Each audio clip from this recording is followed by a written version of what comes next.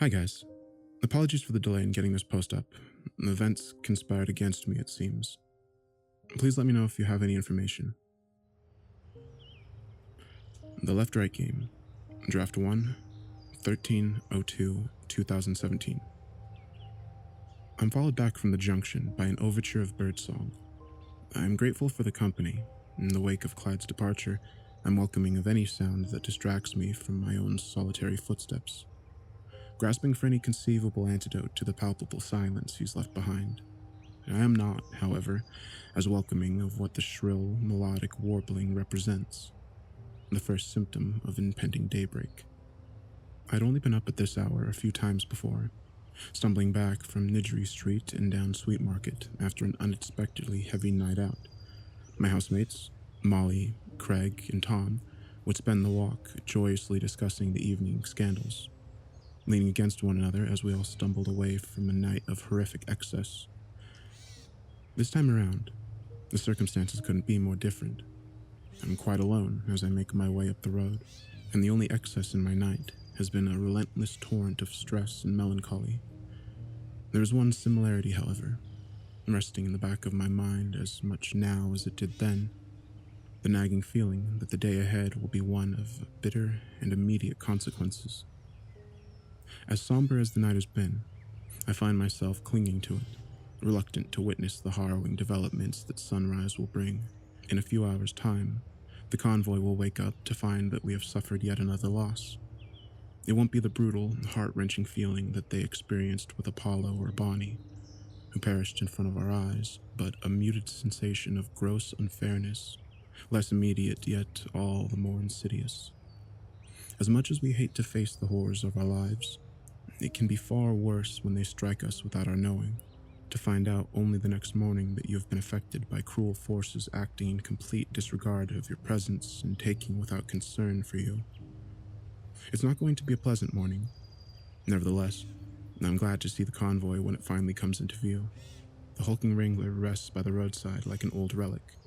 Right now, I can think of nothing more comforting than climbing into its secure, rugged shell. For a moment, I find it strange how an object built for transit has become the one fixed point in my life. Then again, it's not exactly the strangest thing that's happened on this road. Blue Jay's car is parked sideways on, laid out across the tarmac. The windows are shrouded in darkness, yet for the briefest moment, I think I see the red dot of a smoldering cigarette, igniting behind the glass, glowing momentarily before dropping out of sight. I fix my eyes on the Wrangler and keep walking, resolved to ignore the ominous flicker of embers, and attempting to ignore the uncomfortable implications. I shudder to think of the grim conclusions that are being drawn within that acrid, smoke-filled echo chamber. I rest my hand on the Jeep's passenger side door, pausing briefly to gauge the sun's progress, before I'll be expected to step over that nascent horizon to let Rob carry me into unknown territory, onto the unexplored section of the left-right game. Whatever lies at the end of this ordeal could very well be 2 roads over. Then again, it could take a whole lot longer. I suppose there's only one way to find out. I climb quietly into the car and gently position myself next to Lilith. It's cramped, and now that she's had space to move around, it takes a modicum of contortion to properly lie down, but it still feels more comfortable than the prospect of resting on the open spot that had been reserved for Clyde. For tonight, at least, it would feel a little too much like resting on a fresh grave.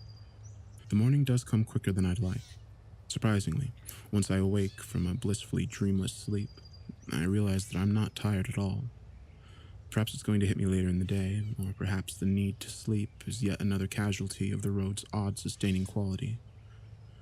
It's unsettling to think how the road is exerting some metaphoric influence over me, however convenient the effect.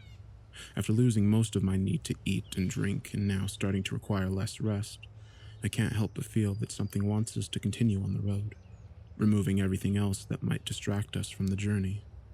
It's a notion that intrigues and terrifies me in an almost equal measure.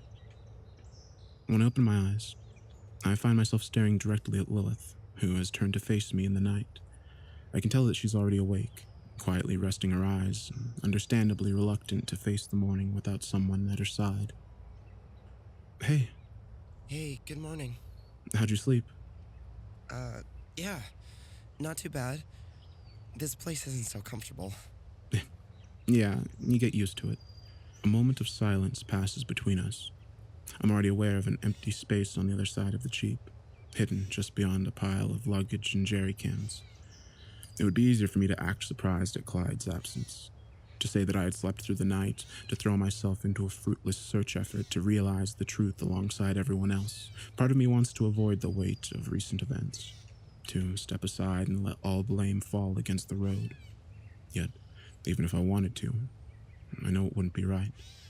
I'm not going to contribute a new set of secrets to this journey. Anyway, for all I know, Blue Jay saw me return from the junction. I wouldn't want to give her the satisfaction of catching me in a lie. If I'm going to tell them what's happened, then the conversation will need to happen immediately, certainly before they have a chance to discover Clyde's absence themselves. The words don't come easy, they're impossible to form into a delicate order, and I quickly realize that any attempt is just delaying the inevitable. In the end, all I can bring myself to say is, Clyde's gone, Lilith. It takes a few seconds of quiet comprehension before Lilith sits bolt upright, alarmedly peering over the luggage to Clyde's side of the Jeep. Rob! Rob! Lilith, what's going on? Something took Clyde. Rob is suddenly wide awake as he twists around to view the back section of the Wrangler. I can see the realization dawn on his face as he understands what's happened. He turns back around and fumbles with the ignition. His eyes in the rear view are burning with desperate intention. He still thinks he can catch up to Clyde before he crosses the threshold. Nothing's taken him, Lilith. Hold on. Rob, he's gone. We don't know that. We just gotta... He's gone. He already passed the junction. Rob's eyes flick in the rearview mirror, meeting mine. The ignition stays running as he turns around to face me. How do you know that? The urgency is drained from the car, replaced by a palpable air of inquiry. Lilith and Rob are both looking at me intently, and for the first time on the road, I feel like a figure of legitimate suspicion. I was with him when he crossed over. What the fuck? When was this? It was last night, around 3 or 4 a.m., but he said that he... In response to my words, Rob swings the driver's side door open and leaves the Wrangler. I watch him march out into the center of the road, his entire body tensed and strained by a swell of anger. I quickly climb out behind him. God damn it! Damn it, Bristol, why the hell did you let him? You weren't there, Rob. We were fucking yards away, Bristol. You didn't think to wake us up? Of course I did. He told me not to. Okay, well that's just fine then, is it? He'd made his decision, Lilith. None of us were going to stop him. Well, I certainly wouldn't have let him just fucking kill himself. You tied Bonnie to the fucking headrest, but you let Clyde waltz over the road without even telling us? That's a false equivalency. A false... Are you serious? Yes, of course it is. Bonnie wasn't herself. Clyde was capable of making an informed decision. His sister had just died. Of course he wanted to join her. That doesn't mean you let him fucking die. You might as well have helped him blow his fucking brains out. Lilith! Rob speaks the name harshly, forcing its owner into an immediate silence. After letting the group breathe for a moment, he speaks calmly. Bristol, are you sure there was nothing we could do? I look Rob in the eye. His words hit me harder than Lilith's impatient tirade. Standing before the both of them, at the intersection of their expectant stares, I feel a first inkling of doubt creep into my mind. What would have happened if we'd talked Clyde back into the Wrangler? If Rob had forced him to stay? Could he have found some reason to move forward if we had kept him for a night? A day? A week? All I can do is hold on to my recollection of the night before, reminding myself of the sense of calm, finally, that radiated from Clyde when I confronted him. All I can do is trust that I made the right call. No, there wasn't. Okay, well, then there ain't nothing more to say. Rob walks back to the Wrangler, cutting the conversation short through the quiet resumption of his usual morning routine. Lilith storms back to the car and shuts herself inside. I'm left standing in the center of the road, wondering if I could feel any more wretched. I know what you did. Well, at least that answers my question. It seems that while I was struggling to defend the validity of my actions to Rob and Lilith, Blue Jay had very quietly climbed out of her car, waited patiently for the rest of the convoy to scatter before directing a victorious smile at me. Can we not do this, Blue Jay? She responds to my words by ignoring them completely. I was up in the night. watching you all. What a surprise when I saw you leave with Clyde and come back alone, calm as a fucking grave. I don't know if Clyde was in your little game, but he sure as fuck wasn't happy with how far you've taken it. I don't want to dignify her words with a response. Yeah, to the point of fact, I'm not entirely sure what I'd say to such an absurd accusation. Her statement rings with all the trademarks of a paranoid conspiracy. The unnatural confidence, the vague language, the frantic conclusions which are so obvious to her yet seem impossible for me to grasp. In the end, Blue Jay doesn't wait for my response. I just want you to know that I'm not falling for your fucking game, but you will not turn me around. And if you try anything like that with me, I'll fucking kill you. I stare at the woman before me, her pupils two dark pools of venom, her smile curled into a crooked smirk of unadulterated contempt. Why didn't you talk to the hitchhiker, Blue Jay? Blue Jay's brow furrows, the smirk degrading from her face. I don't wait for her response. I mean, now, we've seen what happens to people who spoke with him. It's fair to assume you didn't, or am I wrong? Blue Jay presses her lips firmly together, glaring at me, the veins at her temples imposed against her taut skin. It's all right, Blue Jay. I was scared too. I walk back to the Wrangler, where Rob has pulled out the stove and 4 camping chairs. After helping him set them up in the middle of the road and allowing him to cook me a bowl of steaming hot rice, I sit down next to him and eat what I can. We can't think of anything to talk about, and the 2 remaining cars stay empty for the rest of the meal. When I climb back into the Wrangler, Lilith seems quiet. She's less angry now, and as I've seen before with her, is now being forced to confront the feelings her fury has been overshadowing. She shares a look with me in the rearview mirror, a look of being genuinely lost. I find myself reflecting the same expression as I stare back at her, and in that small sliver of glass, I think we both find a glimmer of understanding, an understanding that there have been no easy choices on this road, and that we should forgive each other and ourselves for the decisions we've had to make. After all, I wouldn't be surprised if there are harder choices ahead. It takes us less than an hour before we reach the woods. The drive has been predictably bereft of conversation. However, as the cornfields merge into deep green woodland and the thin opening we're supposed to take draws near, Rob breaks the silence with a customary all cars address. This is Ferryman to all cars. Just want to say that it's an honor taking this next corner with you all. From here on out, we move slow. Report anything unusual and stay on the lookout for the next turn, okay? All right, here we go. Rob twists the steering wheel, and we turn in a slow, deliberate arc towards the gap in the forest. The tarmac disappears below us, giving way to a rough dirt track. A towering legion of knotted trees eclipse the convoy, the sun all but disappearing behind their thick canopy. The significance of this small turn in the road isn't lost on me. We'd finally crossed the threshold into unknown reaches of the left-right game. For all we knew, we were the first people to ever have come this far, the first explorers of an entirely uncharted world.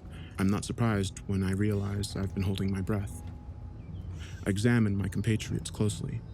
Lilith isn't even looking out the window, lost in her own tumultuous thoughts. Rob is reacting exactly as I would have expected, looking out of every window with an air of mystified wonder. We'll all be. It's beautiful, ain't it? As I look away from him and back out the windshield, I find myself smiling. Even after the stressful morning we've all had and all the uncertain days that lie ahead, Rob's statement rings with a joyous sincerity, which I can't help but appreciate. I also can't help but agree with him. In its own eerie way, it's a beautiful place. The Wrangler moves at a crawl for the rest of the day. The woods are vast and untamable. Thin swooping branches hang lazily over the road, clattering against the light rig as we pass beneath them. Many of the trees stand at strange, crooked angles, their various disparate inclines making it impossible to see too far in either direction. Rob spends every moment scanning the side of the road. The trees that flank us are so thick, so tightly packed together that it's easy to denote an upcoming turn. I suspect Rob simply doesn't want to take any chances. Paranoid as he is about the road's deceptive qualities, he needn't have worried. There are only 4 turns across the entire afternoon. Each one is identified far in advance and navigated perfectly. Before I know it, we've entered the early evening, with no discernible end to the woods in sight. We've been traveling uphill for a short time, plateauing onto a thin stretch of road, an endless expanse of forest to our left, and a dangerously steep bank to our right. With one less side on the road to look out for, Rob seems a little more comfortable holding a conversation. So, what are you going to do if you get to the end of the road? Document it, bring it home, hand it over to the world. And after that? Guess I might go on vacation. Maybe I should visit London. Hey, you want to show me around? You've never been to London? I just passed by, carrying packages. Never liked cities much. Try to stay out of them when I can. I'd go if I had a tour guide, though. Okay, well, that's my next story then. Rob Guthard takes on London. I don't think folk would want to listen to that. I don't know. I think people would tune in. Or are you just worried you'll grow to like the place? Junior would have never let me hear the end of that. Fair enough. Wait, sorry? My son wouldn't let me forget it. He's always been a city boy. I stare out into the pitch-black forest, suddenly thinking back to my arrival in Phoenix, Arizona just 5 days before. I recollect my formative meeting with Rob Guthard, and how I'd been treated to the briefest overview of his life. I hadn't pushed for too much detail, wanting to hear the story in his own words and under the assumption that I could get more background after a short stint on the road. After 4 days of intrigue and horror and stress, I haven't had time to follow up. In all honesty, it's only now that I think back on it when I realize just how little ground we covered in our first interview, how eager he was to skip past the formative details of his existence. I didn't know the names of his ex-wives, or anyone who wasn't directly involved in his work with the paranormal. For example, I didn't know he referred to a son as Junior, often used as a general nickname for a child. It can, and every so often, mean something much more specific. Does your son share your name? Rob turns to me, confused. Yeah, did I never... Look out! Rob snaps forward as a fleeting blur darts across the road, before tumbling down the steep verge to our right. Over our engine, we can hear rustles and thuds as it disappears down the steep hillside and into the deep forest below. What was that? Was that a deer? That's what it looked like. It went straight off the edge. Why would it do that? It ain't too bright is all. Guys, can we get moving? I'm interrupted by the sound of faint rumbling emanating from the woods on the left side of the road. What is that? Well, we ain't waiting around to find out. Rob kicks the car into gear and pulls down the track. Less than 5 seconds later, he slams on the brake once more, stalling the car as a small group of 3 or 4 deer burst out in front of us. A few more can be heard skittering behind the Wrangler, slamming against the back of the Jeep as they hurriedly negotiate the gap between us and Blue Jay. As Rob works to restart the car, I stare out the window and into the forest, finally aware of what I'm hearing in the trees. A thunderous sound of hooves hammering against the earth, brushing past the undergrowth, struggling over rocks and branches on their way toward us. In no time at all, the forest erupts from the empty darkness into chaotic, violent life as an unbroken horde of frenzied deer burst out from the trees. Rob tries to tell us to hold on, but he doesn't have time. The path ahead floods with hundreds of stampeding deer, an unbroken torrent that blocks out the headlights beams. Lilith jumps back from the passenger door as deep thudding nails vibrate through the Wrangler. The door, locked in a desperate sprint with little space to maneuver, are running headfirst through the side of the car. One of the small deer bolts out of the forest and hits the deep green metal just below my window, the reverberation shaking the glass. I think I hear its neck snap. The ones that get past the car aren't faring better, locked in a frantic state and forced along by their equally desperate cohorts. I can only watch as they spill over the edge of the steep hillside. Countless bodies crash into the darkness, carried down into what I can only assume is a quickly developing mass grave of twisted, interlocking bodies. Rob, get us out of here! We ain't moving through this, just stay calm. What the fuck? Somebody help! Blue Jay sounds terrified. The Wrangler is taking a beating from the onslaught of desperate creatures, but is still managing to hold firm. When I look back towards Blue Jay, I see a different story entirely. The car is lying at an angle, pushed toward the edge of the hill by the sheer force of the herd's collective impact. The passenger side is on display, riddled with slick red mark, heavy craterous dents. The creatures rush past her, clumsily clambering over the hood and hammering into the doors of the car. Blue Jay screams into the receiver, placing a hand over her eyes as one of her front tires passes over the edge, the car's chassis dropping down into the dirt. Luckily for her, when I turn back to the forest, I can see it's emptied dramatically. The flood has subsided, and the last few deer are pelting through the trees and across the road, their position at the back of the herd providing them with more than enough space to maneuver around the convoy. Ferryman to Blue Jay. Get yourself over here, we gotta go now. What the fuck was that? It was just a herd of deer, Blue Jay, but they were running pretty hard, and I ain't looking to meet whatever they were running from. We don't have time to get you back on the road. Get over here now. Nothing can be heard from Blue Jay's radio except for static and a few intermittent gaps of breathless fear. Oh, God damn it! Stay in the car, you two. Lilith, hand me the rifle. I ain't taking any chances out there. Lilith finds the rifle and hands it to Rob. Grabbing some supplementary ammo from the glove compartment, Rob climbs out and slams the door, marching through the dirt to Blue Jay's ruined car. I clamber into the back of the Wrangler, struggling over a pile of empty jerry cans and surveying the scene as it unfolds. In an almost Herculean manner, Rob wrenches the passenger side door open and holds a hand out for Blue Jay to take it. I look on as she unbuckles her seatbelt, climbs out unassisted, and immediately launches herself at Rob, crying her eyes out and lashing at his chest with two clenched fists. She looks distraught, terrified, and violently angry. Rob stands there and takes it, whispering vague assurances to her as she unloads her terror and frustration into every waiting blow. Come on, Blue Jay, we gotta go. Lilith talks under her breath, willing Blue Jay's catharsis to speed itself along. I look at her, silently sharing her impatience. Then something catches my eye. Something in the distance behind Lilith, slowly making its way through the trees. I turn around and scramble to the front of the car, returning to the radio receiver. Rob, get back here. There's something in the forest. Hearing my warnings crackle out of Blue Jay's car, Rob turns in my direction before alarmingly staring into the forest, where a pale figure is winding its way towards the pair. From what I can ascertain, as it briefly leaves the obscuring undergrowth, it seems to be small, tremendously thin, and crawling unevenly on its hands and feet. The creature stops in a clearing ahead of Rob and Blue Jay, in view of me and Lilith, but shrouded from everyone in the shadow of the forest.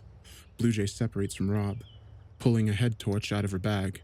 Slowly, and with trembling fingers, she points the beam towards the creature and switches it on. The resulting sight is incomprehensible. The beam instantly illuminates the light from a thin, almost emaciated child. It's barely over a year old, deathly pale, it's covered in dirt, its skin stretched taut over its frail limbs. It stares up at Blue Jay, reflexively holding one arm over its eyes to shield itself from the bright LED light. Oh my God, what's happening to it? I know exactly what Lilith's talking about. My hand raises to my mouth as I watch the child struggle through the stream of harsh white light. With every step it takes, the child's form starts to shift and change. Its limbs elongate in jagged, lurching bursts of growth. Anything exposed to the beam develops with gross rapidity. It's as if the child is aging before our eyes. Letting out a twitch of cry, the creature darts towards Blue Jay, angrily swatting the torch from her grip. Blue Jay screams in shock and pain as she holds her stricken hand, her attention transfixed on the child, who was seemingly aged almost 3 years in a matter of seconds. Even in the fresh darkness, with their head torch fractured on the ground, I can tell Blue Jay is paralyzed with an abject, consuming horror. Rob doesn't hesitate. He reflexively grabs Blue Jay and pulls her backwards into the path of her headlights.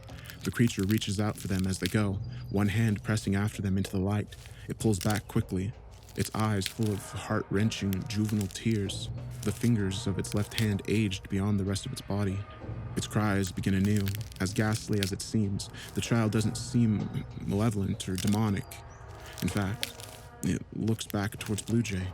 It seems genuinely upset, unable to comprehend the actions of those around him as it stares sorrowfully back at its newly malformed fingers. It's not much of a stretch to assume the transformations are as painful to endure as they are disturbing.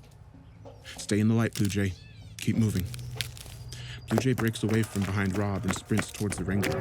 As soon as she begins to flee, the child lets out a high-pitched scream and strikes the hood of Blue Jay's car. The impact of the blow is impossibly forceful. In less than an instant, the chassis crumples into a mass of jagged metal. The one remaining headlight disappears from view as the car is launched off the path and rolls into the valley below. With Rob and Blue Jay now returned to the darkness, the child skitters quickly towards Blue Jay, grabbing her foot as it lifts it off the ground and yanking it backwards. With all of her momentum immediately halted and one foot taken from beneath her, Blue Jay has nowhere to go but down. She slams into the earth, her chin bouncing off the sharp rock. Blue Jay looks up at us with stunned, pleading eyes.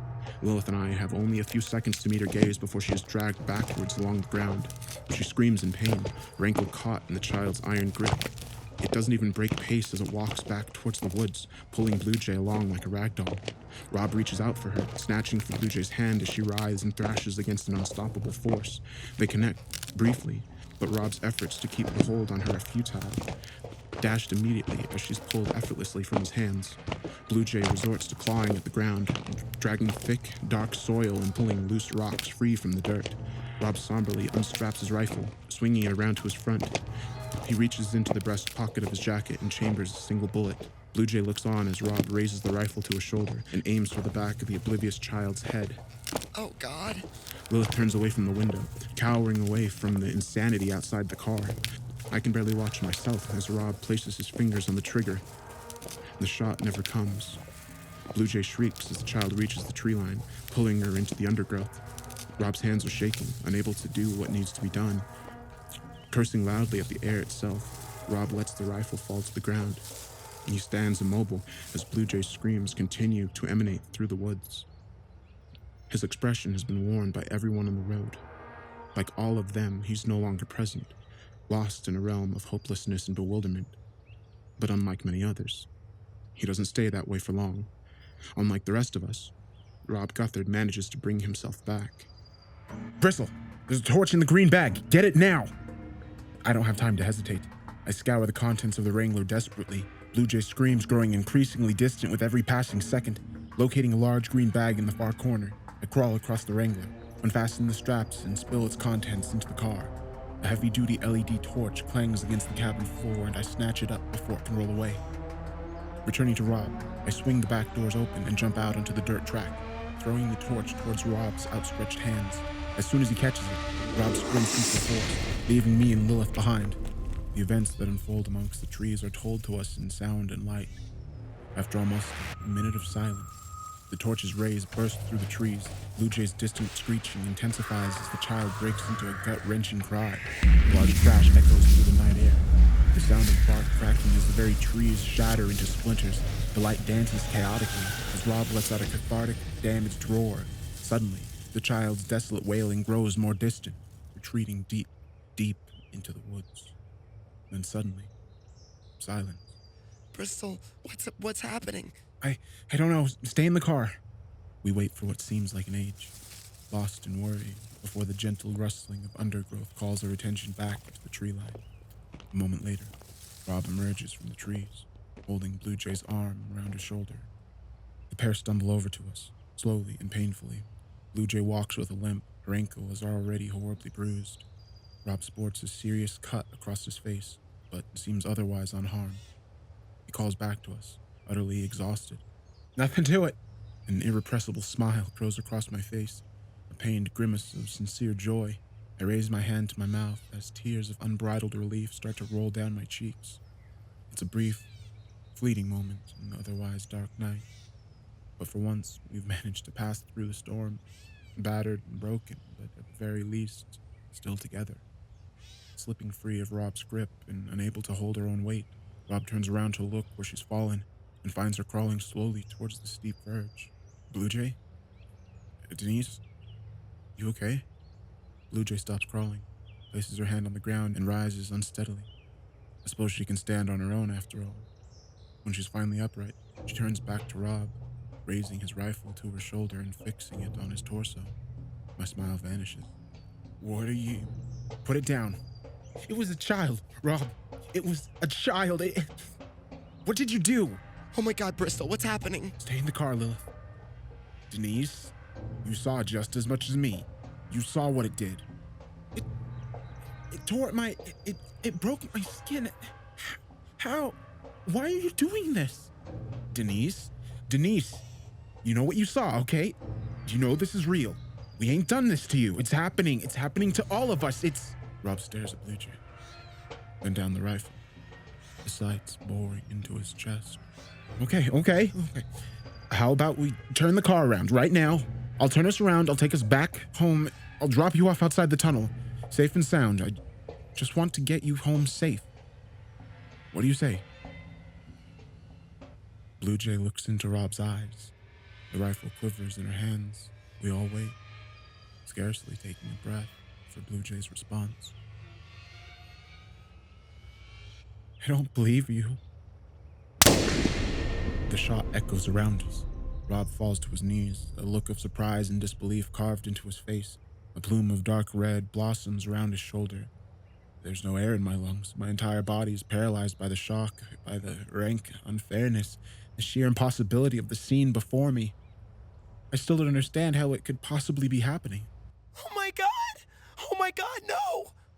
Blue Jay quickly paces up to Rob, snatches a handful of ammunition from his breast pocket, and reloads the rifle with practiced efficiency. She stops shaking, and there's a calm conviction in her movements which convinces me, with shocking immediacy, that I might be about to die. I dove back into the Wrangler, slamming the door shut behind me. I find Lilith gripped by an immediate, immobilizing shell shock. We need to go, Lilith. We need to go, okay? I don't understand. Get out of the car! Both of you! I'll kill him! I will kill him! Do you think she's going to kill us too? No. She was going to shoot Rob in the chest, but she aimed away at the last minute. She's just bargaining. Bargaining? She wants us out of the car. I think she's going to take the Wrangler. If she leaves us here, we'll die anyway. Yeah, I know. Well, we can't fight her. One of us will... Get the fuck out of the car! Both of you! I want your hands where I can see them. It's okay. Here, take this. I reach down and grab the walkie-talkie, pressing it into Lilith's hands. It's a short sprint to the tree line. We need to get round the hood of the car. Then we get into the woods as soon as there's an opening, okay? I can't do this, Bristol. I'm sorry, Lilith. You're going to have to. I gently open the driver's side door, climbing out and edging along the muddy verge, keeping low to avoid Blue Jay's line of sight. Lilith climbs out after me, closing the door softly behind us, without making a sound, conscious of every rustling leaf that passes underfoot. I gesture for us to make our way around the Wrangler's hood. Lilith goes first, staying below the window, working her way to the front of the car and passing around the corner. From the hood of the Wrangler, we'll be able to make a beeline to the trees. Don't fucking play games with me! Before I can make my way around to join Lilith, Blue Jay's impatience boils over. I can hear her footsteps on the rough ground as she makes her way over to the Wrangler.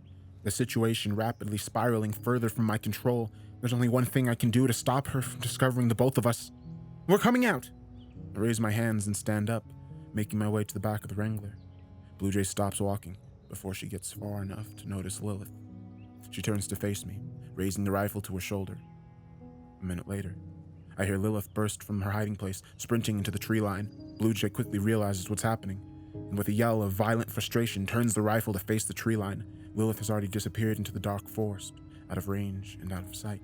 I choose not to attempt to rush Blue Jay in the midst of this distraction, and I'm right not to. Realizing Lilith is lost to her, Blue Jay quickly spins back towards me and levels the rifle at my chest. I knew you were all in this together, you fucking monster! Her eyes are practically bulging from her sockets, her entire face contorted in a malicious, sickeningly righteous hatred.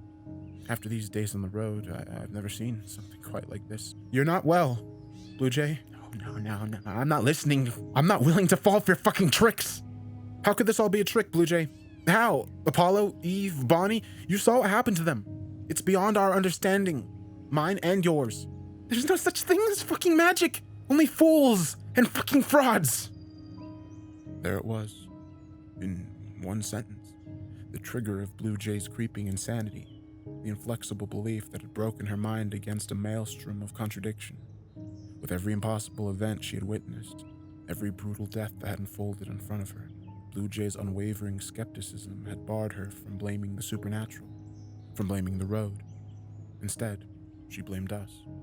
A swiftly dwindling pool of conspirators whose crimes had swiftly spiraled from the deception to reckless endangerment to outright murder. As far as Blue Jay was concerned, we were the only monsters on this road.